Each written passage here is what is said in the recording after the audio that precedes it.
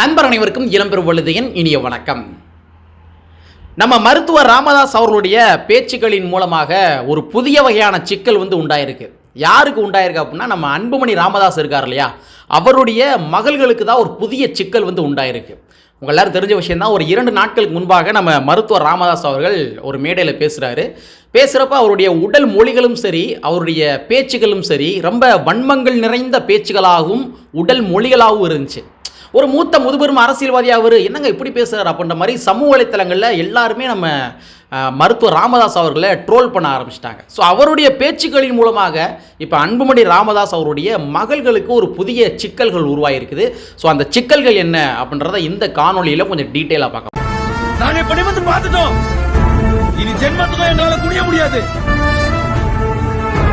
அதனால நாங்க சண்டை போட போறோம். அன்புமணி ராமதாஸருடைய மகள்களுக்கு ஏற்பட்ட சிக்கல்கள் என்ன அப்படின்னா, 2 நாட்களுக்கு முன்பாக நம்ம மருத்துவர் ராமதாஸ் அவர்கள் ஸ்டேஜில் பேசுகிறப்ப உன்னையெல்லாம் பார்ப்பதற்கு நான் கோட்டைக்கு வரணுமா, அதாவது முதலமைச்சர் மு.க. ஸ்டாலினை பார்த்து கேள்வி கேட்கிறாரு. உன்னையெல்லாம் பார்ப்பதற்கு, ஒருமை நிறைந்த வார்த்தைகள், உன்னையெல்லாம் பார்ப்பதற்கு நான் கோட்டைக்கு வரணுமா, ஓன்ட்ட 10.5% இடஒதுக்கீடு நான் கேட்பது என்பது எனக்கு ரொம்ப அசிங்கமாக இருக்குது அப்படின்ற மாதிரி மருத்துவர் ராமதாஸ் அவர்கள் சொல்றாரு. கூடயே சேர்த்து இன்னொரு விஷயத்தையும் சொல்றாரு. அண்டம் கிடுகிடுக்க நாங்கள் மிகப்பெரிய போராட்டங்களை மேற்கொள்ள போறோம் அப்படின்ற மாதிரி பதிவு பண்ணார். எப்படி அண்டம் கிடுகிடுக்க அவருடைய வார்த்தைகள்லாம் பார்க்குறப்ப எப்படி இருந்துச்சுன்னா, நாங்கள் மிகப்பெரிய கலவரத்தை பண்ணுவோங்க அப்படின்ற மாதிரி தான் அவருடைய தோணிகள் ஃபுல்லாமே இருந்துச்சு. சரி, இந்த இடத்துல தான் நம்ம அன்புமணி ராமதாஸ் அவருடைய மகள்களுக்கு மிகப்பெரிய சிக்கல்கள் ஏற்பட்டிருக்கு. அதாவது சமூக வலைத்தளங்களையும் சரி, இதர பின்ன தளங்களையும் சரி, நிறைய நபர்கள் என்ன கேள்விகளை தூக்கி முன்னாடி வைக்கிறாங்க அப்படின்னா, நீங்கள் அண்டம் கிடுகிடுக்க மிகப்பெரிய போராட்டங்கள் பண்ணுங்க, ரைட்டு, தப்பு இல்லை. ஆனால் யாரை மையப்படுத்தி நீங்கள் போராட்டங்கள் பண்ணுவீங்க, யாரை திரட்டி போராட்டங்கள் பண்ணுவீங்க? எப்படி பார்த்தாலும் வன்னிய சமுதாயத்தில் இருக்கிற இந்த ஜாதி வரி பிடித்த இளைஞர்கள் இருப்பாங்க தெரியுமா, அவங்கள வச்சு தான் நீங்கள் போராட்டங்கள் மேற்கொள்ளுவீங்க. சரி, அவங்கள வச்சு நீங்கள் போராட்டங்கள் மேற்கொள்ளுங்க. ஆனால் என்ன கேள்வினா, அன்புமணி ராமதாஸுடைய மகள்கள் இருக்காங்க தெரியுமா, அவங்கள களத்தில் இறக்கி விட்டு இந்த போராட்டங்களை மேற்கொள்வீங்களா அப்படின்ற மாதிரி கேள்விகளை தூக்கி முன்னாடி வைக்கிறாங்க. ஏன்னா இந்த தேர்தல் காலகட்டத்தில் தன்னுடைய தாயார் எலெக்ஷன் நிற்கிறாங்க அப்படின்ற ஒற்றை காரணத்துக்காக என்ன பண்ணாங்க, வீதி வீதியா தெரு தெருவா இறங்கி எல்லா மக்களையும் போய் சந்திச்சு என்ன பண்ணாங்க, அன்புமணி ராமதாஸுடைய குழந்தைகள் என்ன பண்ணாங்க, வாக்குகளாக சேகரிச்சாங்க. தன்னுடைய தாயார் போட்டி போடுறாங்கன்ற காரணத்துக்காக நீங்க களத்தில் இறங்கி நீங்க என்ன பண்ணீங்க, வாக்கு கேட்டீங்க. இப்போ ஒட்டுமொத்தமாக வன்னிய சமுதாய மக்களுடைய உரிமைகளுக்காக நம்ம மருத்துவர் ராமதாஸ் அவர்கள் அண்டம் கிடுகிடுக்க போராட்டங்கள் மேற்கொள்ள போறோம் சொல்றாரு. அந்த போராட்டம் யாருக்கானது? அதுவும் வன்னிய சமுதாய மக்களுக்கானது தானே. அப்போ உங்களுடைய மகள்களை, அன்புமணி ராமதாஸுடைய மகள்களை களத்தில் இறக்கி விட்டு நீங்க போராட்டங்கள் மேற்கொள்வீங்களா? அவங்கள முன் களப்பணியாளராக முன்னாடி நிப்பாட்டி போராட்டங்கள் பண்ணுவீங்களா அப்படின்ற மாதிரி சமூக வலைத்தளங்கள் இருக்க மக்கள் எல்லாருமே கேள்விகளை தூக்கி முன்னாடி வச்சுக்கிருக்காங்க. இன்னும் சொல்ல போறாங்க, வன்னியர் சமுதாயத்தை சார்ந்த மக்களே இந்த கேள்விகளை தூக்கி முன்னாடி வைக்கிறாங்க. ஸோ இதனால தான் மிகப்பெரிய சிக்கல்கள் ஏற்பட்டிருக்கு. யார்? அன்புமணி ராமதாஸுடைய புதல்விகளுக்கு மிகப்பெரிய சிக்கல் ஏற்பட்டிருக்கு. ஓட்டுக்காக மட்டும்தான் அப்போ நீங்கள் களத்துக்கு வருவீங்களா? அப்போ போராடுவதற்கு நாங்கள், ஆனால் நீங்கள் தேர்தல் நின்று ஒரு எம்பி ஆவதற்கு மட்டும் நீங்களா அப்படின்ற மாதிரி வன்னிய சமுதாயத்தை சார்ந்த மக்களை என்ன பண்ணுறாங்க, நம்ம அன்புமணி ராமதாஸ் அவர்களையும் அதே மாதிரி ராமதாஸ் அவர்களையும் நோக்கி இந்த கேள்வியெல்லாம் தூக்கி முன்னாடி வைக்கிறாங்க. ஸோ குறிப்பாக அவங்களுடைய முக்கியமாக எதிர்பார்ப்பு என்னவா இருக்குது அப்படின்னா, இந்த போராட்டத்துக்கு, அதாவது அண்டம் கிடுகிடுக்க நடைபெற போகிற போராட்டத்திற்கு அன்புமணி ராமதாஸுடைய புதல்விகள் இந்த களத்துக்கு வருவாங்களா அப்படின்றதான் மெயினான கேள்வியாக இருக்குது. ஏன்னா இதனால வரைக்கும் பாமகவுடைய போராட்ட வடிவங்கள்லாம் பார்த்தீங்க அப்படின்னா ஒரு அறவழியிலவே இருக்கவே இருக்காது. ட்ரெயின் மேலே கல்லை ஊட்டி எரிகிறது, அதே மாதிரி மரங்கள் எல்லாமே வெட்டி ரோட்டில் போடுறது, குடிசையை கொளுத்துறது, இந்த மாதிரி வன்முறைகள் நிறைந்த போராட்டங்களாக மட்டும்தான் இருக்கும். ஆனால் இந்த வேலையில் தான் நம்ம அன்புமணி ராமதாஸ் அவர்கள் என்ன பண்ணியிருக்காரு, அண்டம் கிடுகிடுக்க மிகப்பெரிய போராட்டங்களை மேற்கொள்வோம் அப்படின்ற மாதிரி சொல்லியிருக்காரு. ஸோ அப்படிங்கிற பட்சத்தில் அன்புமணி ராமதாஸுடைய புதல்விகள் இந்த போராட்ட களத்துக்கு வருவாங்களா, அவங்களும் இந்த அண்டம் கிடுகிடுக்கின்ற போராட்டத்தில் கலந்துக்குருவாங்களா, இந்த மாதிரி கேள்விகள்லாம் தூக்கி முன்னாடி வச்சுக்கிருக்காங்க. அதே மாதிரி பாமக இருக்கிற ஒரு சில நபர்களாம் என்ன விதமான வாதங்கள்லாம் தூக்கி முன்னாடி வைக்கிறாங்க அப்படின்னா, ஜாதிவாரி கணக்கெடுப்பு நடத்துவதில் என்ன சிக்கல் இருக்கு, திமுகவுக்கு நடத்த வேண்டியதானாங்க, அவங்க நடத்தினாங்க, நாங்கள் எதுக்கு போராட்டங்கள் பண்ண போறோம் அப்படின்ற மாதிரிலாம் ஒரு சில கேள்வியெல்லாம் தூக்கி முன்னாடி வைக்கிறாங்க, வாதங்கள்லாம் தூக்கி முன்னாடி வைக்கிறாங்க. ஆக்சுவலா SECC என்று சொல்லப்படுகின்ற ஒரு சட்டம், அதாவது சோசியல் எக்கனாமிக்கல் கேஸ்ட் சென்செக்ஸ் அப்படின்னு சொல்லப்படுற ஒரு சட்டம், இது 2010 இரு அவைகளிலுமே ஒப்புதல் கொடுத்து 2011 தான் இந்த சட்டம் அமலுக்கு வருது. ஸோ 2011 இந்த ஜாதிவாரி கணக்கெடுப்பை மத்திய அரசாங்கம் எடுத்து முடிச்சிடுறாங்க. ஆனால் அதனுடைய ரிசல்ட்டை வெளியிடவே இல்லை. அப்போ 2011 ஒரு சென்செக்ஸ் எடுத்து அதோடைய டேட்டாக்கள் ஃபுல்லாக வச்சுருந்துருக்காங்க. ஸோ என்னன்னா அந்த சட்டத்தின் அடிப்படையில் ஒவ்வொரு மாநிலங்களுமே வந்து ஜாதிவாரி கணக்கெடுப்பு நடத்துவதாக இருந்தால் மத்திய அரசாங்கம் தான் ஒப்புதல் வழங்க வேண்டும். தானாக ஒரு மாநில அரசாங்கம் வந்து நான் வந்து கணக்கெடுக்க போகிறேன், ஜாதிவாரி கணக்கெடுப்பு நடத்த போகிறேன் அப்படின்ற மாதிரி யாருமே களத்தில் இறங்க முடியாது. மாநில அரசாங்கத்துக்கு அந்த ரைட்ஸ் இல்லவே இல்லை. ஏன்னா SECC சட்டம் வந்து இதைத்தான் சொல்லுது. நீ வந்து ஜாதிவாரி கணக்கெடுப்பு நடத்துறதா இருந்தால் என்கிட்ட ஒப்புதல் வாங்கணும் அப்படின்ற மாதிரி தான் அந்த சட்டம் வந்து சொல்லுது.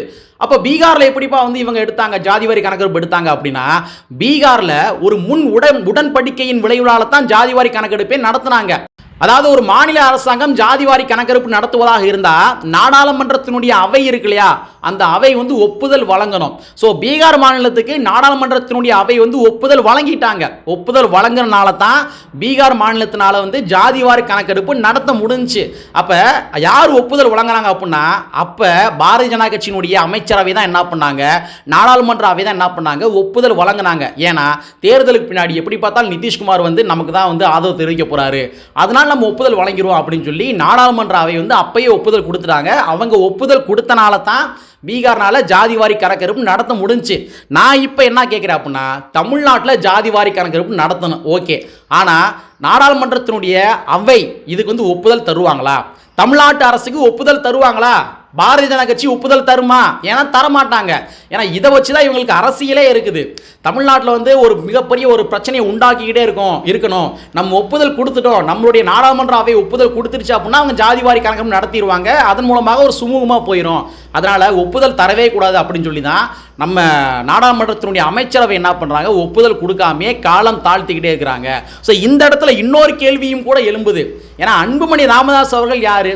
ஒரு மெம்பர் ஆஃப் பார்லிமெண்ட். அவர் வந்து ஒரு எம்பியா இருக்காரு. அப்போ ஒரு எம்பியாக இருக்கிற அன்புமணி ராமதாஸ் அவர்கள் ஜாதிவாரி கணக்கெடுப்பு நடத்துவதற்காக எங்களுடைய மாநிலத்துக்கு ஒப்புதல் கொடுங்க அப்படின்ற மாதிரி பார்லிமெண்ட்ல போய் பேசணும். ஆனால் இங்கே வந்து அன்புமணி ராமதாஸ் அவர்கள் பார்லிமெண்ட்டுக்கே போகிறது கிடையாது. இதுதான் மிகப்பெரிய பிரச்சனை. அவர் எம்பி ஆனார், 2 தடவை பார்லிமெண்ட்டுக்கு போனார். இந்த மாதிரி CA சட்டத்துக்கு ஆதரவாக வாக்களிப்பதற்காக பார்லிமெண்ட்டுக்கு போனார். வாங்க நானும் வாக்களிக்கிறேன் அப்படின்ற மாதிரி திடீர்னு ஓடி போய் வாக்களிச்சுட்டு வந்தார். அது மாதிரி வேளாண்மை சட்டத்துக்கு எதிராக ஆதரவாக வந்து வாக்களிச்சுட்டு வந்தார். ஸோ 2 தடவை மோடி அரசாங்கம் எங்கே கையை காட்டுறாங்களோ அங்கே வாக்களிப்பதற்காக மட்டும்தான் நம்ம ஆள் போனார், நம்ம அன்புமணி ராமதாஸ் போனார். மற்றபடி இந்த ஜாதிவாரி கணக்கெடுப்பு நடத்துவதற்காக நம்ம போய் பார்லிமெண்ட்டில் பேசுவோம், இல்லாட்டி அமைச்சரவை அது நாடாளுமன்றத்தினுடைய அவையிட்ட வந்து ஒப்புதல் வாங்கிட்டு வருவோம் அப்படின்ற காரணத்துக்காக நம்ம ராமதாஸ் அவர்கள் பார்லிமெண்ட்டுக்கு போகவே இல்லை. பார்லிமெண்ட்டுக்கு போகணும்ல, இப்பயாச்சும் போய் கேட்க சொல்லுங்க. இன்னும் சொல்ல போறாங்க 10.5% இடஒதுக்கீடு என்பது எங்களுக்கு தரணும் அப்படின்னு சொல்லி பார்லிமெண்ட்ல பேச சொல்லுங்க. ஆனால் பார்லிமெண்ட்டுக்கு நான் போக மாட்டேன், வீட்டிலேயே உட்காந்துக்கிருவேன், நான் கோட்டைக்கு போக மாட்டேன், கோட்டையில் போய் நான் முதலமைச்சர் சந்திக்க மாட்டேன், அவர் என்ன வந்து பார்க்கணும் அப்படின்ற மாதிரி வீர வசனங்கள்லாம் பேசிக்கிட்டு வீட்டுக்குள்ளே உட்காந்துக்கிறீங்க அப்படின்னா அந்த மக்களுக்கு எப்படி தீர்வுகள் கிடைக்கும்? அப்போ நீங்கள் யாரை ஏமாத்துறீங்க? அந்த மக்களை தானே ஏமாத்துறீங்க. ஆனால் நீங்கள் என்னதான் அவங்களை ஏமாத்தினாலும் சரி, அரசியல் ஞானங்கள் மற்ற கட்சி தலைவர்கள் மூலமாக புகுத்தப்பட்டு கொண்டிருப்பதன் விளைவால அவங்க வந்து அரசியல் பட்டுக்கிட்டே இருக்காங்க. யார்? வன்னிய சமுதாய மக்கள் அரசியல் பட்டுக்கிட்டே இருக்காங்க. அதனுடைய விளைவுகளால தான் உங்களுக்கு மிகப்பெரிய தோல்விகள்லாம் தூக்கி கொடுத்தாங்க. மிகப்பெரிய தோல்விகள் மீன்ஸ் என்னன்னா, சட்டமன்ற தேர்தலில் தோல்வி, நாடாளுமன்ற தேர்தல் தோல்வி, இந்த விக்கிரவாண்டி எலெக்ஷனும் கூட மிகப்பெரிய தோல்வியை தூக்கி கொடுத்துருக்காங்க. ஸோ எளிய மக்களுக்காக களமாடுங்க, மாறாக வன்மங்களை விதைக்கவே விதைக்காதீங்க. ஏன்னா நம்ம மருத்துவர் ராமதாஸ் அவர்கள் மேடையில் பேசுகிறப்ப என்ன சொல்றாரு, அண்டம் கிடுகிடுக்க மிகப்பெரிய போராட்டங்களை மேற்கொள்வோம் அப்படின்னா என்ன அர்த்தத்தில் பேசுறாரு? அப்போ வந்து அந்த வன்னிய சமுதாய மக்கள் ஃபுல்லாமே வந்து ரவுடிகளை மாற்றுவதற்காக ஒரு திட்டம் போடுறாரா? ஏற்கனவே பாமகவுடைய பாலு திரௌபதி அம்மன் கோவில் விவகாரத்தில் என்ன பண்ணாரு, கோவிலுக்குள்ள யாரையுமே விடாதீங்க, உங்களுக்கு என்ன வழக்காலும் நான் பார்த்துக்கிறேன் அப்படின்ற மாதிரி சூழரைச்சாரு. பாமக பாலு எத்தனை பேருக்கு வழக்க பார்ப்பாரு? இவர் இந்த மாதிரி சொல்றாரு, பாமக பாலு சொல்றாரு, ஐயா தான் என்னை அனுப்பி விட்டாரு, ஐயா சொன்னாரு என்ன வேணா நீங்க பண்ணுங்க, வழக்க நான் பார்த்துக்கணும்னு சொல்றாரு அப்படின்ற மாதிரி நம்ம பாமக பாலுன்னு சொல்றாரு. சரி ரைட்டு, உங்களுடைய பேச்சை கேட்டு ஏதாச்சும் ஒரு சில இளைஞர்கள் வந்து கலவரத்தில் ஈடுபட்டுறாங்க, கேஸ் ஆகி போதுனா என்ன பண்ணுவீங்க நீங்க? பாமகவுடைய பாலு வந்து கேஸை பார்ப்பாரு, அவனுடைய குடும்ப குட்டியை பார்ப்பாரா பாமக பாலு? அவனுடைய குடும்பத்துக்கு என்று சில கடமைகள் எல்லாமே இருக்கும். அவன் அம்மா அப்பா பார்த்துக்கொள்ள வேண்டிய கடமை இருக்கும். அதே மாதிரி அக்கா தங்கச்சிகள் கட்டி கொடுக்க வேண்டிய கடமைகள் இருக்கும். அக்கா தங்கச்சிகள் சீர்சனத்தை செய்ய வேண்டிய கடமைகள் இருக்கும். அது எல்லாமே பாமக பால் பார்த்துருவாரா? பொருளாதார ரீதியாக பார்த்துருவாரா? ஏதோ ஒரு சில இளைஞர்கள் கலவரத்தில் மேற்கொண்டாங்க, ரைட்டு, அவங்க நீங்கள் பார்த்துக்கிறீங்க. ஒரு 100க்கும் மேற்பட்ட இளைஞர்கள் வந்து கலவரத்தில் ஈடுபட்டாங்க அப்படின்னா எப்படி பார்ப்பீங்க நீங்கள்? அப்போ நீங்கள் என்னத்தை விதைக்கிறீங்க? வன்னிய சமுதாய மக்களுக்கு என்னத்தை விதைக்கிறீங்க? வன்மங்களை விதைக்கிறீங்க, சண்டை போடுங்கன்னா சொல்லித்தாரீங்க. அதனுடைய வெளிப்பாடுகள் தான் புஜங்களை தூக்கிக்கிட்டு இப்படின்னு தெரிஞ்சுக்கிட்டு நீங்கள் வந்து யாரையாச்சும் துருக்குருக்குன்னு பார்த்துட்டு தெரியுங்கடா அப்படின்ற மாதிரி மருத்துவர் ராமதாஸ் சொல்கிறாரு. ஸோ இளைஞர்களுக்கு வந்து வன்மத்தை கற்றுக் கொடுக்காதீங்க, அரசியல் ஞானங்களை கற்றுக் கொடுத்தாலே அவனே மேலே பிடிச்சி மேலே எந்திரிச்சு வந்துடுவான். இதுதான் யதார்த்தமான உண்மை. ஸோ வந்து பாமக என்று சொல்லப்படுகின்ற கட்சி வந்து இறுதியாக சொல்கிறதா இருந்தால் அந்த வன்னிய சமுதாய மக்களுக்கு வந்து அரசியல் ஞானங்கள் எக்காரணத்தை கொண்டு கற்றுத்தந்து விடக்கூடாது என்ற விஷயத்தில் தெள்ள தெளிவாக இருக்கிறாங்க. அதான் யதார்த்தமான உண்மை. கடந்த 2018 நடந்துச்சு, மருத்துவ மத்திய தொகுப்பில் ஓபிசி மக்களுடைய இடஒதுக்கீடை எடுத்துறாங்க. மருத்துவ மத்திய தொகுப்பில் 10.27% இடஒதுக்கீடை யார் கண்டுபிடிச்சா? யார் கண்டுபிடிக்கணும்? ஆக்சுவலாக இவர் தானே கண்டுபிடிக்கணும். அதாவது ஓபிசி என்று சொல்லப்படுகிற கேட்டகரிக்குள்ள வன்னிய சமுதாய மக்களும் வராங்களே, அப்போ நம்ம அன்புமணி ராமதாசனை கண்டுபிடிச்சாரா? இல்லை, மாறாக அவர் கம்முன்னு இருந்தார். ஆனால் விசிக நிறுவனர் முனைவர் தொழில் திருமாவர்கள் தான் இதை கண்டுபிடிச்சு என்ன பண்ணார், பார்லிமெண்ட்டில் போய் பேசினார். அன்றைய சுகாதாரத்துறை அமைச்சராக அந்த ஹர்ஷவர்தன் போய் மனு கொடுத்து இந்த மாதிரி இந்த மக்களை வஞ்சிக்காதீங்க, இடஒதுக்கீடு கொடுங்க அப்படின்னு சொல்லி அகில இந்திய லெவலில் முதலாக இதை ஐடென்டிஃபிகேஷன் பண்ண நபர் திருமாவர்கள். அதனுடைய வெளிப்பாடுகள் தான் எல்லா கட்சிகளும் போராட்டங்கள் பண்ணாங்க. களத்திறங்கி திரும்ப ஃபஸ்ட்டு போராட்டம் பண்ணார், இரண்டாவது போராட்டம் பண்ணார், பார்த்துட்டு எல்லா கட்சிகளும் போராட்டம் பண்ணாங்க. இன்னைக்கு 27% இடஒதுக்கீடு கொடுத்துட்டாங்களே மருத்துவ மத்திய தொகுப்பில். இன்னைக்கு வன்னிய சமுதாய மக்கள் நிறைய பேர் மருத்துவம் படிக்கிறாங்களே, காரணம் யார்? திருமாவர்கள். அப்போ இதையாச்சும் நீங்கள் உங்களுடைய மக்களுக்காக பேசுனீங்களா? பார்லிமெண்ட்டில் பேசுனீங்களா? இதையாச்சும் நீங்கள் வந்து சுட்டி காட்டி போராட்டம் பண்ணீங்களா? எதுவுமே பண்ணல. அப்போ அரசியல் ஞானங்கள் அந்த மக்கள் பெற்றுவிடக்கூடாது என்ற விஷயத்தில் தெளிவாக இருக்கிறீங்க. பெட்டி வாங்க முடியாது இல்லையா? அதான் மீனான காரணமாக இருக்குன்னு நினைக்கிறேன். சரி மக்களே, ஸோ இதுதான் வந்து இன்றைக்கி சொல்ல வேண்டிய ஒரு செய்தி. ஸோ அன்புமணியுடைய மகள்கள் களத்தில் இறங்குவார்களா? இந்த அண்டசாராசாரம் கிடுகிடுக்க நடைபெற போகின்ற போராட்டத்தில் களத்தை இறங்குவாங்களா அப்படின்றதான் மிகப்பெரிய ஒரு கேள்வியாக இருந்து கொண்டிருக்கின்றது. பார்ப்போம் என்ன நடக்குதுன்ற பார்ப்போம் என்பதனை கூறிக்கொண்டு கற்பி ஒன்று புரட்சி செய்கின்ற புரட்சி உரையை கூறிக்கொண்டே நிறைவு செய்கின்றேன். நன்றி, வணக்கம்.